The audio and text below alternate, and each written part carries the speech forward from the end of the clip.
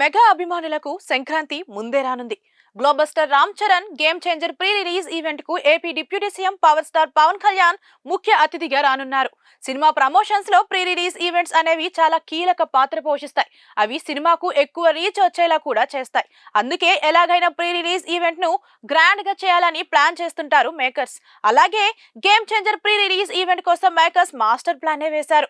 ఈ pre release event కు special guest గా AP deputy CM Pavan Kalyan వస్తున్నట్టుగా తెలిపారు. ఈ ఈవెంట్ కు రమ్మని నిర్మాత అయిన దిల్ రాజు స్వయంగా వెళ్లి పవన్ కళ్యాణ్ ను ఆహ్వానించారు. ఈ మీటింగ్ కు సంబంధించిన ఫోటోలు కూడా బయటకొచ్చాయి.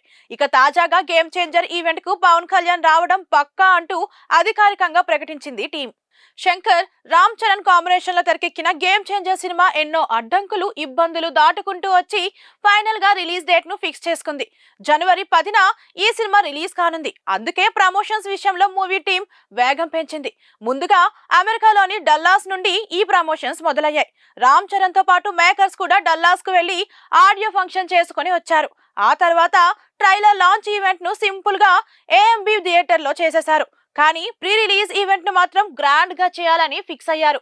దానికోసం ఆంధ్రప్రదేశ్ లోని రాజమండ్రిని సెలెక్ట్ చేసుకున్నారు.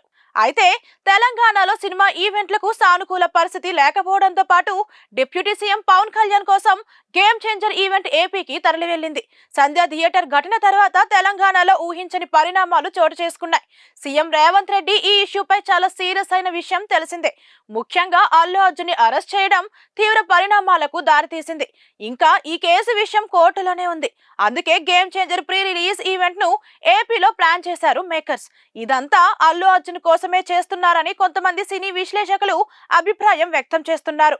తాజాగా అల్లు అర్జున్ చుట్టూ జరిగిన పరిణామాల మీద పవన్ కళ్యాణ్ స్పందించిన విషయం తెలిసిందే.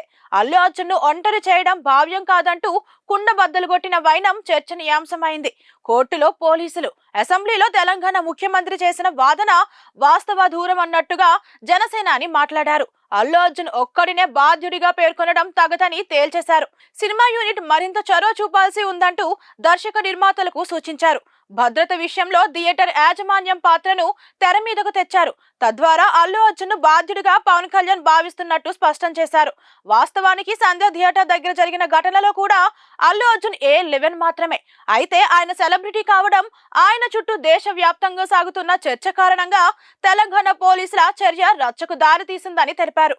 ఈ కారణంగా చూసుకుంటే గేమ్ చేంజర్ ప్రీ రిలీజ్ కు డిప్యూటీ సీఎం పవన్ కళ్యాణ్ రావడం టాలీవుడ్ ఇండస్ట్రీకి అల్లు అర్జున్ కేసుకు మేలు జరిగేలా కనిపిస్తోందని నెటిజన్స్ కామెంట్స్ చేస్తున్నారు.